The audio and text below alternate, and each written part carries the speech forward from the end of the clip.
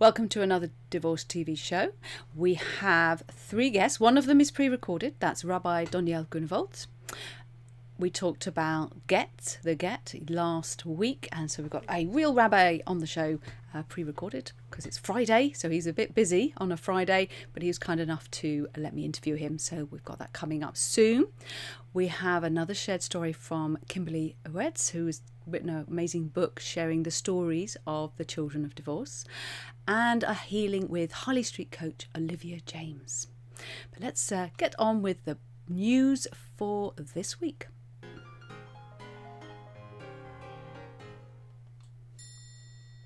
So over in America, this is the Times Union. It says there's a study and that divorce is contagious. And there's a poll, apparently, to prove it. Divorce is contagious. At least that's the word, according to a large study that found if your friends are divorced, you're much more likely to dissolve your marriage as well. One study has that number as high as 75% more likely. The study that produced that shocking to many, according to the article, stat, included researchers from Brown, Harvard, and the University of California at San Diego. It found you're 75% more likely to divorce if one of your friends is also divorced. Seems a bit high. And friends of friends also play a role. If one of your friends' friend is divorced, your odds of joining that club increase 33%. That study was done well before the pandemic hit. Anecdotally, it seems, more people are splitting up. Some research suggests that is true. Another study disputes that observation, saying divorce rates are down, attributing that in large part to the costs associated with splitting up, and no doubt job insecurity. Regardless of if there are more or fewer divorces, the fact is, according to this, that about 50% of marriages end in divorce. I think those are the US figures. I don't think we're quite there yet in the UK. And if friends, colleagues or family members are no longer married, you're more likely to divorce as well, apparently. We're going now to pensions. Okay, this is from The Guardian in the UK. It says divorce settlements must change to make pension sharing fairer, say experts. And urgent calls come as research reveals huge gaps in pension wealth between men and women in the UK. I love these headlines. We've known this for some time, but it's always a good one to bring it back up again. Divorce settlements should be urgently reformed to put pension sharing at their heart, experts have said, after a major piece of research has revealed huge gaps in pension wealth between men and women. The research, based on official data, is the first to put figures on differences in pension wealth between married couples, as well as looking at divorced people and across gender, age groups, different incomes and wealth distributions.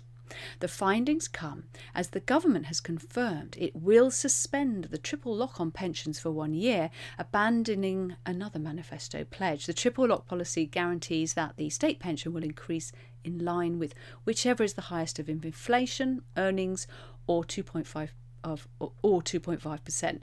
So the suspension of the triple lock comes due to the impact of COVID-19 on wages.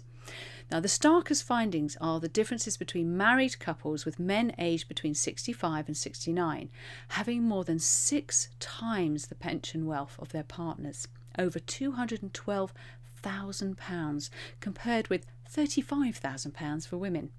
Married men aged 55 to 64 have more than 3 times the pension wealth of married women the same age, according to the peer-reviewed report by the Manchester Institute for Collaborative Research on Ageing, MICRA, and the Pensions Policy Institute. The report draws on data from the Office for National Statistics Wealth and Assets Survey. So for the age group most likely to get divorced, those aged between 45 and 54, the difference is smaller, but still substantial, with married men having accumulated more than twice as much pension wealth as a married woman of the same age, about £86,000 compared with £40,000.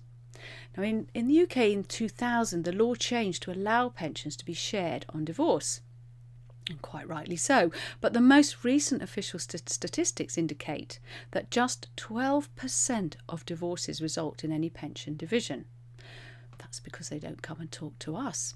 Divorce is a very emotional time for couples, says Deborah Price, the co-author of the report and professor of social gerontology at the University of Manchester. It is especially difficult for them to think about pensions, and often the person with the larger pension, almost always the husband, does not want their pension to be shared as an asset in divorce. Women are often very focused on keeping their homes for themselves and the children, and are often prepared to give up quite a lot to secure that, added Price, a former president of the British Society of Gerontology and the director of Micra. Pensions are also complex and horrible to think about, she says, and if you do think about them, you very often end up needing to pay legal and financial advisors to give you advice, which people don't want to do. This creates a lot of pressure to ignore the pensions. Research has previously shown that men have very emotional attachments to their pensions, which they do, and that solicitors are often instructed by the women they are acting for to ignore pensions because the emotional and personal costs are too high. Maybe it's because I'm not a solicitor that when women say that, I'm not going to have his pension, we've agreed that, I say things like, well, you've got 2 young children, don't you think you should talk to a financial expert before you make any kind of commitments on that? Because it's one of the first things that you should be sorting out.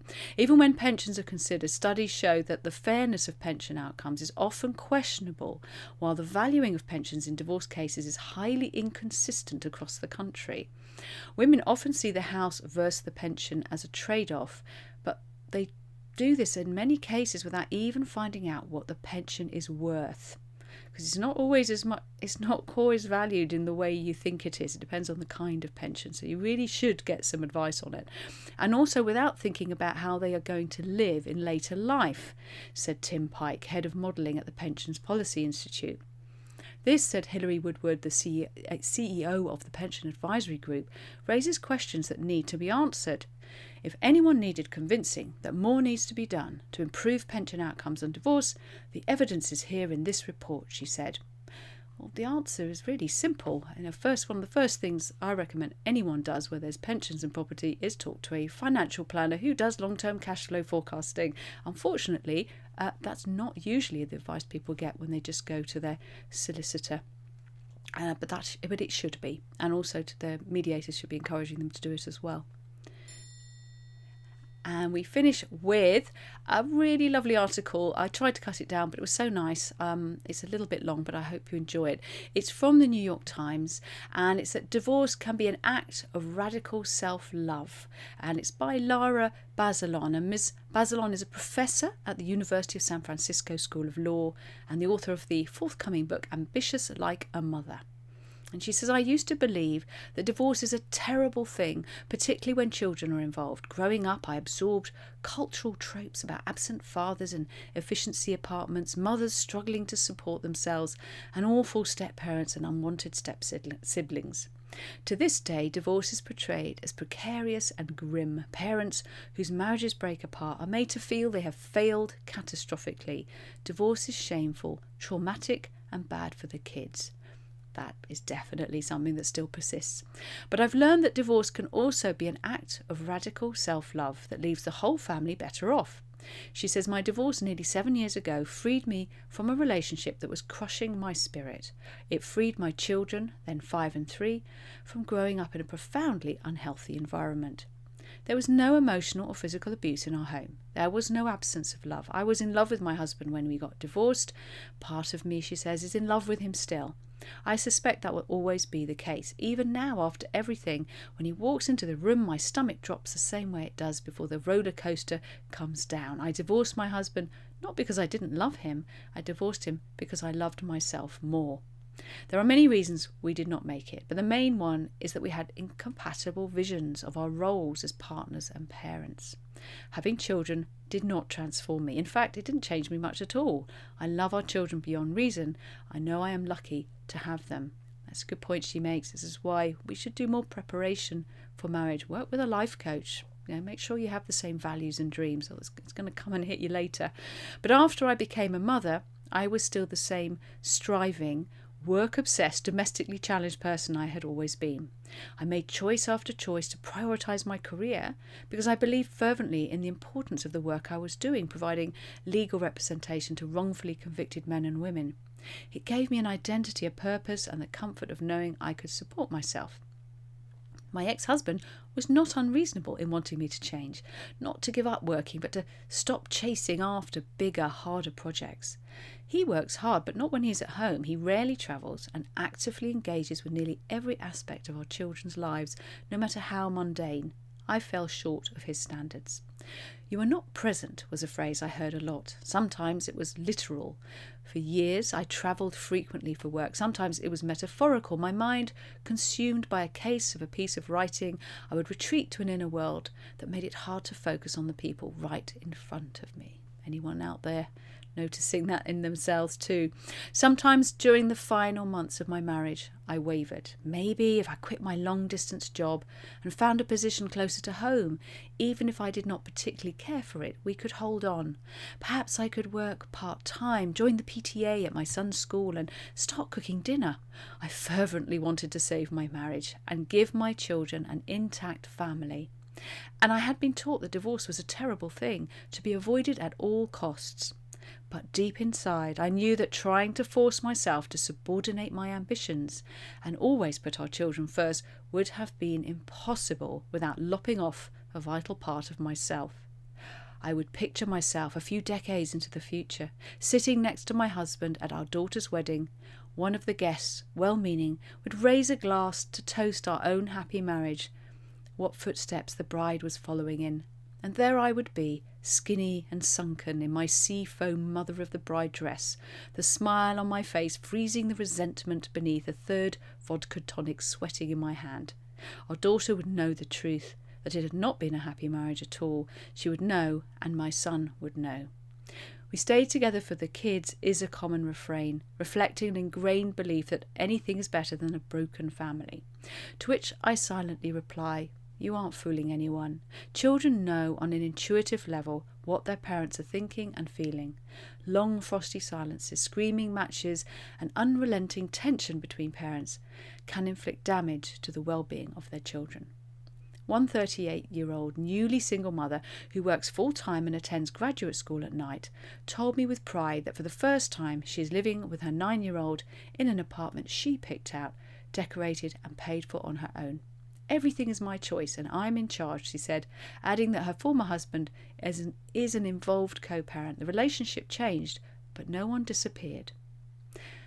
"That has certainly been my family's experience," she says. "We split custody and finances down the middle, and I try to keep my longest working hours to the days I am alone. My ex-husband and I make a point of spending time together with our children, having regular dinners, watching sports and going for bike rides as a foursome. We strive to be collaborative and cooperative, even when we aren't getting along. Our parenting styles remain very different, but we do not snipe or undermine each other. We bite our tongues." Recently, I asked my daughter, now 10, how she felt. She told me, "Some of my friends spend more time with their parents, but I have to give you a lot of credit because those kids are in 2-parent families. Our criminal justice system is horrible and messed up, and you are trying to help get it fixed," she added. "I want to have a big career and to try to get somewhere and to have an impact." I would say that I'm the happiest divorced person I know, but there is stiff competition. Divorce can, of course, be miserable and rancorous as an experience, and one that leaves one or both former partners financially or emotionally broken. But for unhappily married women who are able to support themselves and their children, breaking free can also be like plunging into a cold ocean, a shock to the system that is at once brutal and cleansing. They can emerge stronger and clearer-eyed. Their children benefit because happier mothers are better parents. That is definitely true.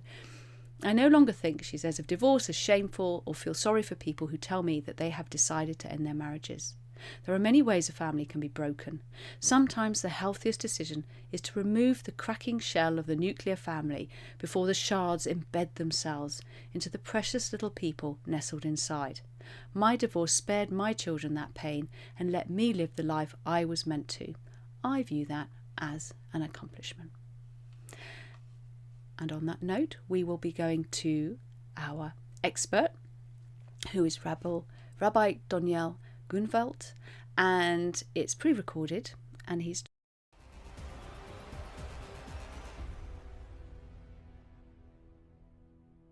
suppose a man decides that he is going to is not interested in the marriage anymore, and therefore he simply leaves. Now, a marriage, any marriage really, but certainly a Jewish marriage, has certain expectations and certain responsibilities, and if you're not meeting them, it's obviously not fair to expect the spouse to remain in the marriage. That under such circumstances, the woman is entitled to demand a get, and if he refuses to give the get, he can be coerced to do so. What I wanted to contrast that with is the case where the woman leaves. She says she doesn't want the marriage anymore, but he says, "I'm happy to continue the marriage. I want to continue the marriage." And let's suppose she says, well, if she's asked, "Why did you leave?" Let's suppose she says, "Well, I just didn't like him. I just don't want to continue. I don't want to remain married. He hasn't done anything wrong." So she is trying to unilaterally end the marriage.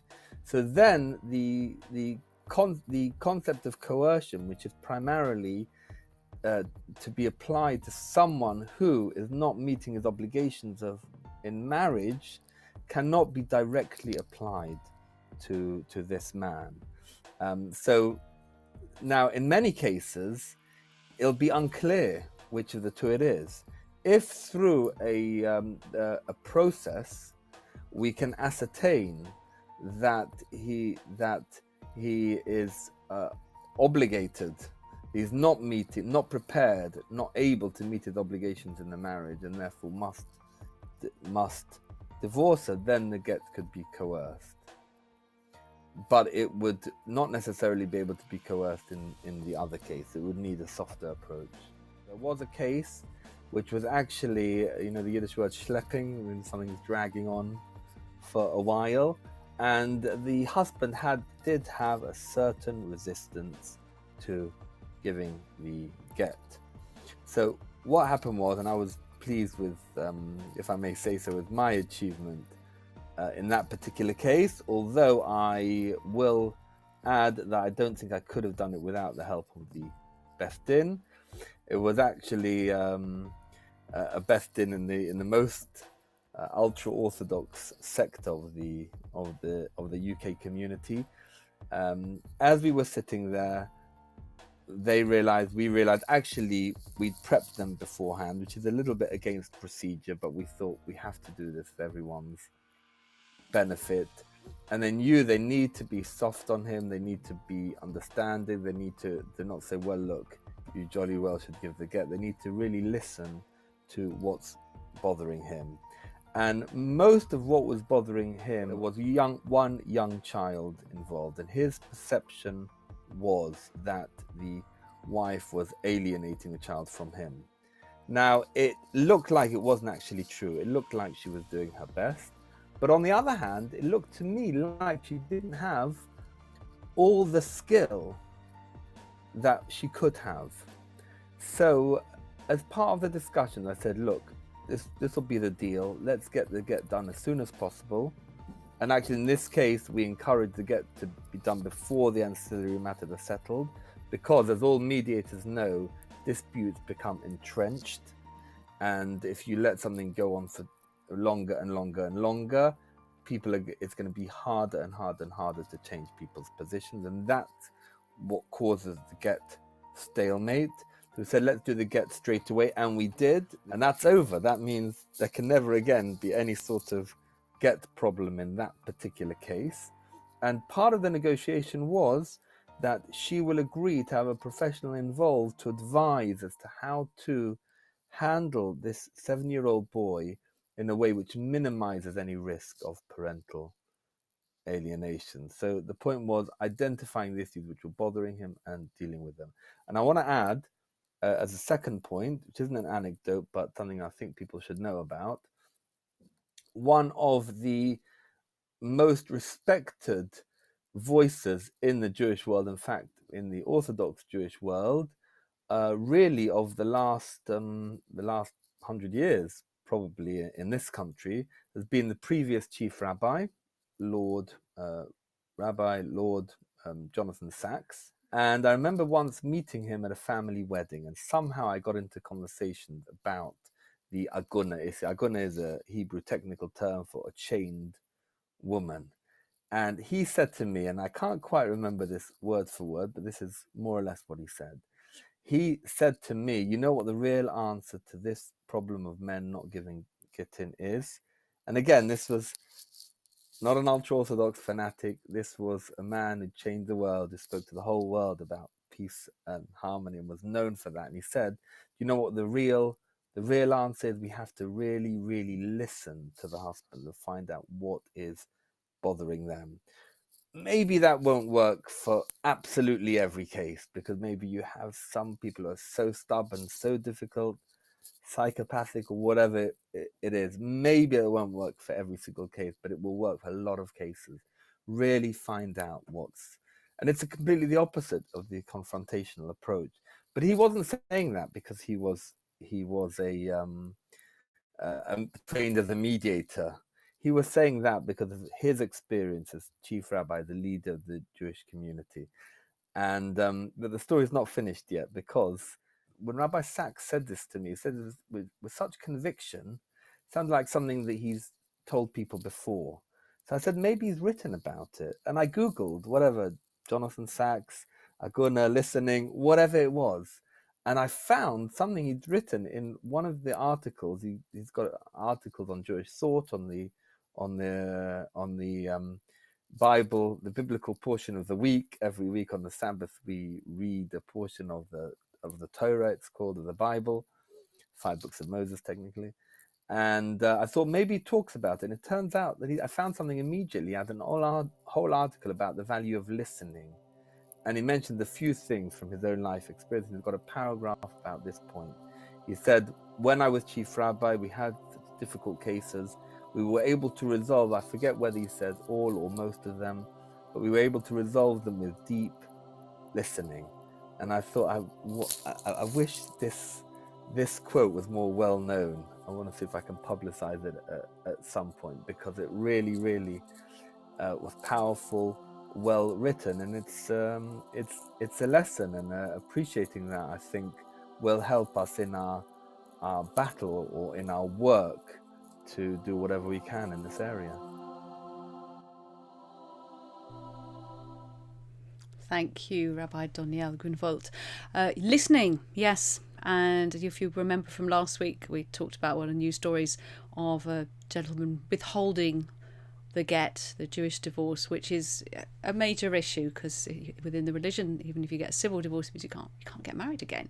So it's quite serious stuff.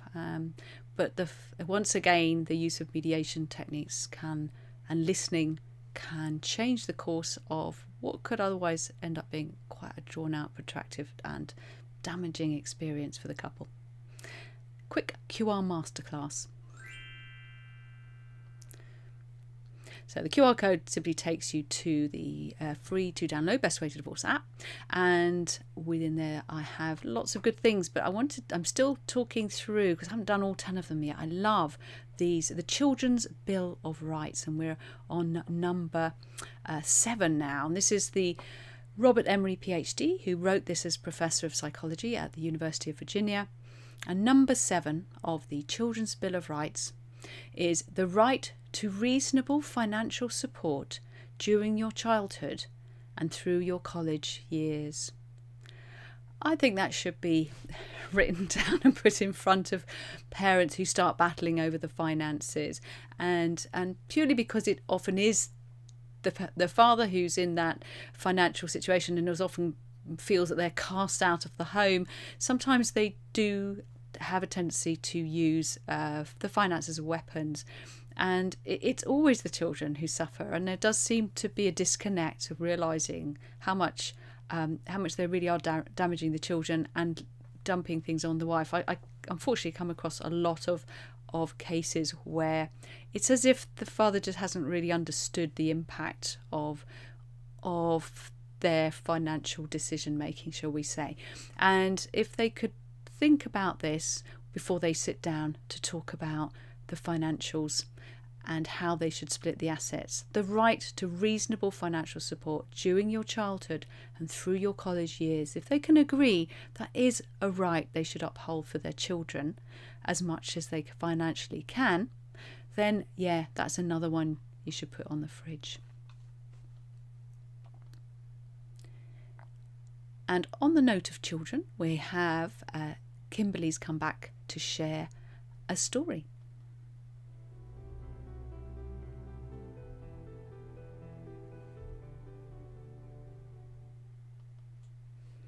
And Kimberly's joining us. Thank you for coming back, Kimberly. And which chapter in your book are you going to share with us today?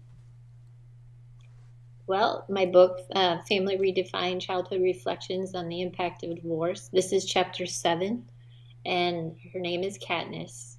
And she and her brother were subjected not only to her parents' divorce, but they lived in an abusive household. So even before the divorce began, Katniss assumed the role of caregiver for her younger brother. And she actually explained to me when I interviewed her that she feels that gave her strength, that she could get through what each of them had to go through during their childhood and into their teen years, because she knew she was his protector. And that has remained to this day, and they're both in their 40s now, and they have an unbreakable bond that's pretty amazing. And she herself is now a successful businesswoman. She's an entrepreneur. She's a very proud mother, and she's married to her second husband. And she feels that in a way she's almost grateful for the difficult circumstances that she and her brother had to endure throughout their childhood, because as her reasoning for picking the name Katniss to represent her in the book is a reference to the Hunger Games, the main character in that story, and how she rose from, the ashes to success. And she feels that pretty much describes her exactly. And that's a lovely story. And what, in your opinion, in the story, the way you gather these stories, and because obviously you go into in-depth interviews with them,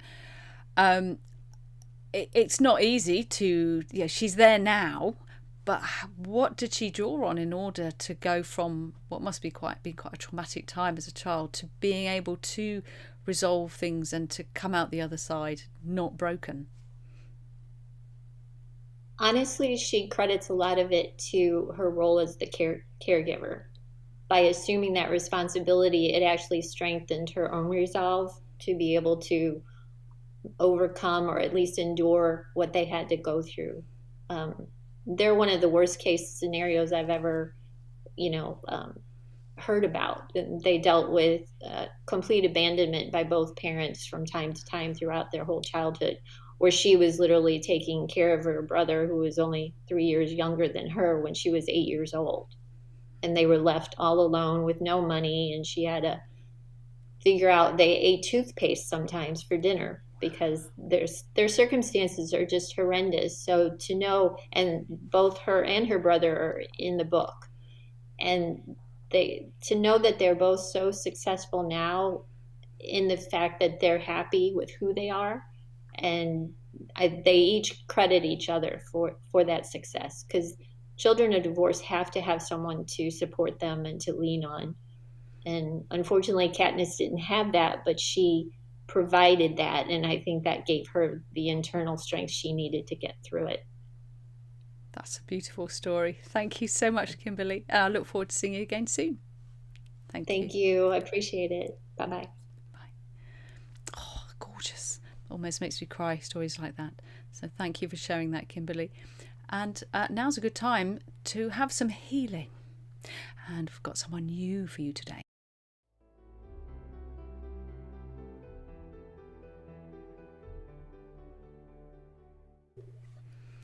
I'm going to bring in Olivia. Hello. How are you? Hi, Thank you so much. Thank you so much, Olivia, for joining us. Harley Street Coach, that's your business. Oh, so presumably you're in Harley Street? I am indeed, yes, number 10. Excellent. And before you launch us into a little bit of giving us a little preparation for what we're going to be doing, just tell us a little bit about yourself, because we haven't met you before on the show. Yes, so I'm a trauma therapist. I went through a divorce myself, which was it rocked my world, but not in a good way. And that was, in fact, you probably hear this a lot. Like I ended up having some counseling, and then I had some more like in-depth work, and I thought, my God, this is really powerful. And also, I thought I was fine. But in fact, I wasn't. There was so much emotion stored in my system still. And I realized that so much emotion stored in our body. It isn't just that we can talk about things and then we're fine. You'll probably hear this all the time. Like suddenly something can just set you off and you're in floods of tears, or you feel totally destabilized. So as a trauma therapist, I see all sorts of different people with different things. I do a lot of confidence work. And of course, trauma and like we've had some stories today of like abuse and neglect, and like these sort of developmental traumas as well can really affect us and really knock our confidence. So I love the work you're doing. I'm really impressed with it, and I love your ethos. So that's kind of like part of what I try and do with people. I try and help them move past and achieve what's known as post-traumatic growth. So there's a sense of, yes, this thing happened to me. It's always going to be a part of my story, but it doesn't define me, and I'm not limited by it. I hear you nodding. That's so yes. empowering, so empowering. And what I picked up from what you're saying is, I mean, talking therapies can be very valuable. Yes. But as you said, we hold these things, and this was my experience as well. We hold these things in our bodies, and if we don't do something about that, it will catch up with us physically, not just psychologically. And it's really funny because as a trauma therapist, I recognize that, you know, you try and get back to dating, and then you can get incredibly like defensive or snappy or hugely triggered, and it's because that trauma is still stored low down in your system, and it isn't just in this cognitive part of your brain, this rational part. Most of the time, you know, trauma isn't a rational thing. It's a very quick, like visceral response. So the more people can do sort of clearing and get it from all parts of their brain and their body and their nervous system, kind of the happier they can be, and the happier any children that they can have. Yeah, and certainly anyone they're dating is going to benefit as well. Seriously. Well, so with us today for the next 10 minutes, what have you got in store for us? So yes, I have got a tapping meditation. I'm just going to set my timer. So I do a lot of a different style of tapping to what people might be used to. So I hope this is helpful for people. Please tap along. I'm aware that some people will only be listening to this, so please indulge me. Tap along if you feel able to, and let's see where we can go in this 10 minutes. Excellent. Thank you. I shall let you loose. Hi everybody. So for those of you that are listening, I'm going to be doing some tapping on some points on the body. So these are related to acupuncture points. Now this looks pretty crazy, but there is actually some really good research that it actually works. So our own NICE, our regulatory body, have recommended this for post-traumatic stress in adults, and I know that divorce can certainly be very, very traumatic, especially where things like betrayal are involved. So you get 2 fingers and you tap at the beginning of the eyebrow, or as my mentor says, where the eyebrow would have started, for women that mess around with their eyebrows a lot. And then the outside of the corner bit of the eye. And then under the eye, it should be a little bit sore. It's right underneath the pupil. And then under the nose, the little clefty bit between the nose and the chin, and then on your chest where you would pin a medal. So if you rub that point, it should be a little bit sore. That's the point you want to tap. I'm just going to talk you through all the points, and then we're going to do some actual tapping. So the finger tapping, if you tap with the thumb on the top, if you hold your hand, it's hard to explain. Tap on the top of the index finger, and then tap on the next finger down, and the next one down, and the next one down, and then back up again. This can be very soothing. A lot of men especially find this very soothing for things like anxiety. So now find 4 or 5 points that you like. I'm just going to go through that sequence again. And we're going to say some things. And I'm not going to ask you to accept yourself, because I know that can be very problematic for lots of people that do tapping. So let's try something and say, I release all my emotional attachments to the guilt of everything going wrong.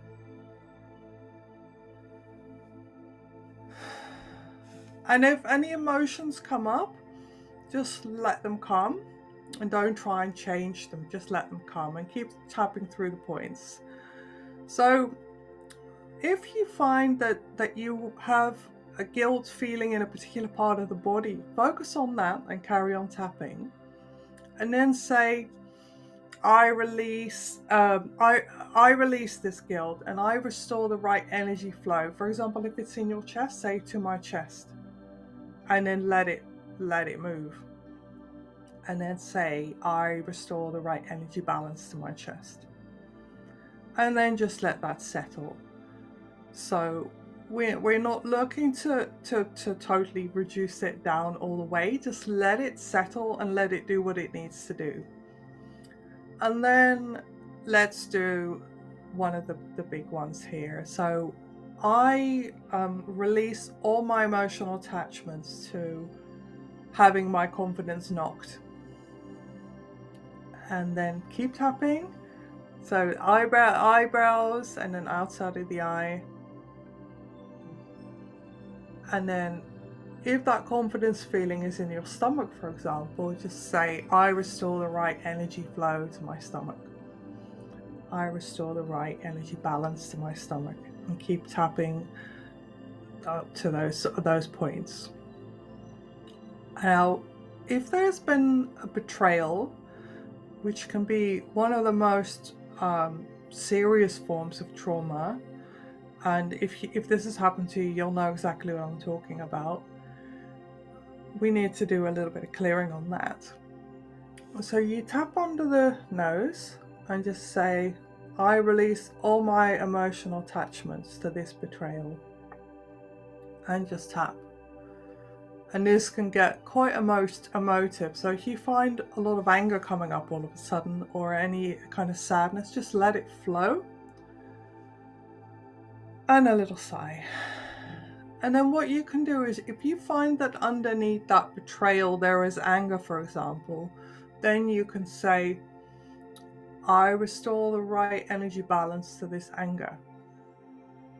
And I restore the right energy flow to this anger.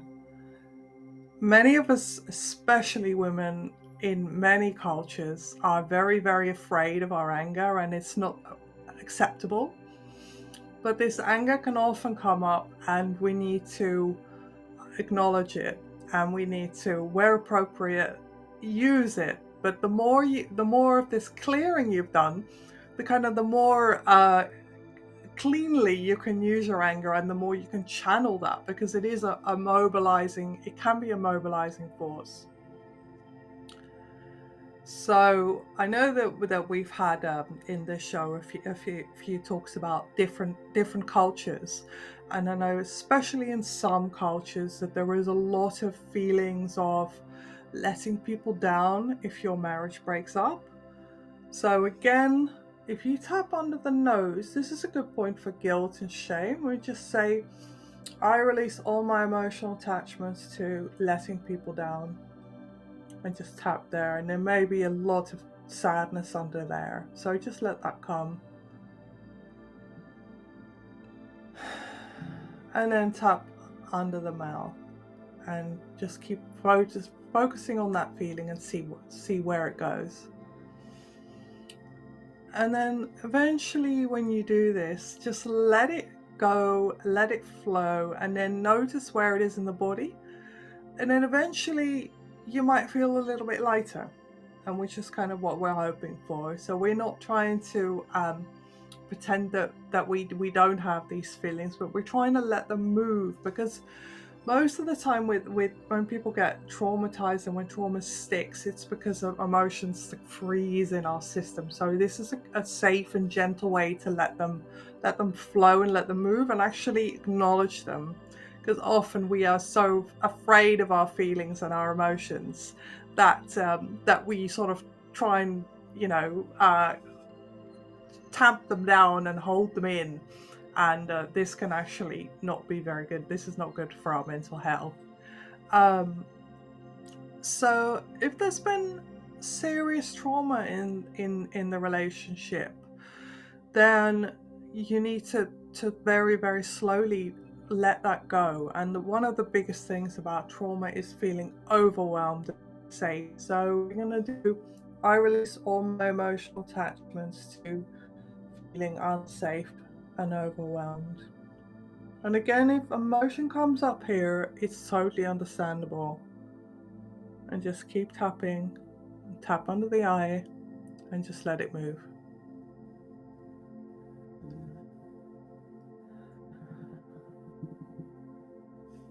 And then finally, the most important thing about marriage and about your future is this feeling of love. The love that you have for yourself, and the love that you had for your partner, and that you have for your children and your family. So just say, I release all my emotional attachments to feeling unloved, and see what happens. And keep tapping, and then say, I restore the right energy balance to my love. I restore the right energy flow to my love. And just notice what happens in your body. And if you feel that in a particular part of your body, just let it flow and let it be, and notice what happens.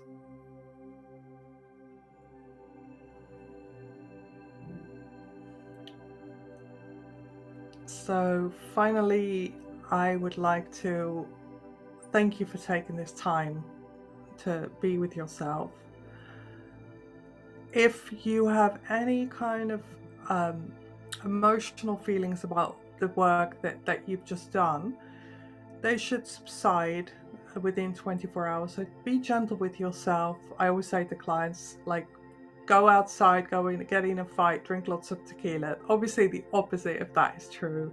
Like, take care of yourself, maybe have a nice bath, drink lots of water, try and get some rest, listen to music that makes you happy, spend time with people or pets that you love, and take excellent care of yourself. Thank you so much for your attention, and I wish you all the best. Thank you very much. I've probably got lots of red blobs all over me from tapping away. I was just getting excited about the idea of going out for tequila. But yeah, warm baths and nurturing, which is something we should all be doing more of anyway. In the war of divorce, on the battlefield of family separation, always, always make peace your weapon of choice.